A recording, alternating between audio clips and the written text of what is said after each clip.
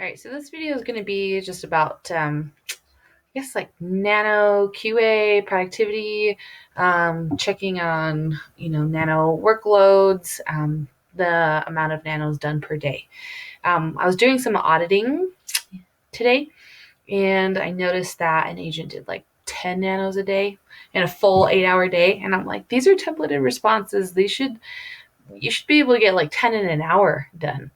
So if you ever kind of need to look up someone's nano productivity, you're going to go click here in ticketing and then go to all tickets and then type in the name that, that you're looking for and go answered by that person. And then you should be able to see, their responses by activity date. So I just kind of quickly saw 1, 2, 3, 4, 5, 6, 7, 8, 9 from yesterday. But just at a quick glance, it doesn't necessarily mean she did 9 yesterday, because some of the people she talked to yesterday could have responded this morning, and then they're now showing up here. So just to kind of double check, click to go to analytics so you can actually find out how many tickets they did per day, and then click on SLA.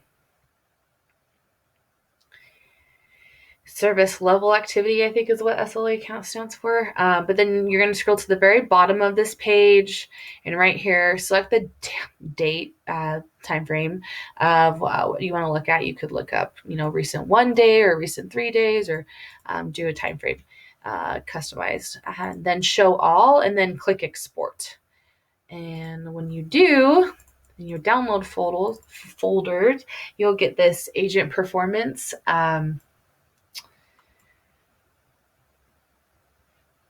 spreadsheet. And up here, go ahead and put a data filter on it. And, replies, you can just filter from largest to smallest. So you can see, okay, good. Sadie did 139 replies. Kira did 101. And this is for 9:30. Layla did 53. Lindsay did 33, which is, she was, depending on how long she was working, in NC3, 33 responses for a full day would be pretty low.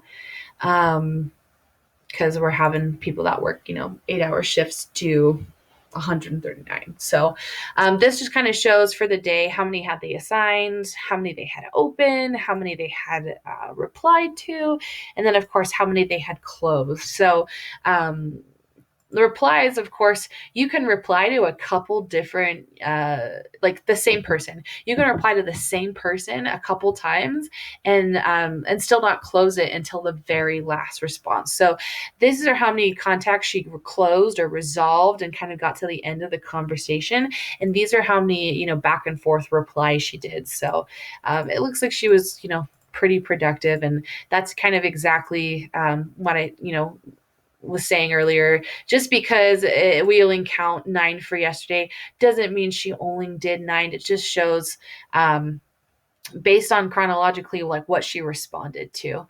So if you're ever having to do nano productivity and kind of check into that, if you're doing auditing, kind of look at the overall totals, and then if they're is a gap, like right here, I see this starts to kind of get low and this starts to get really low. That's a coaching opportunity where, hey, overall, I know this kind of workload can be done and you're doing not even 50% of it. So let's talk about that and why. Again, this person might not have been scheduled for the same amount, but if they were, you can coach to it accordingly. And then when it comes to checking their timestamps, you could check based off of their response time. So if you need to verify, okay, they didn't clock out for a break, but chances are they probably took it anyway. You can kind of do a track of, okay, so she responded at, 12:13 and then 12:11 and kind of go through. Looks like this was all today. And so forth and so on.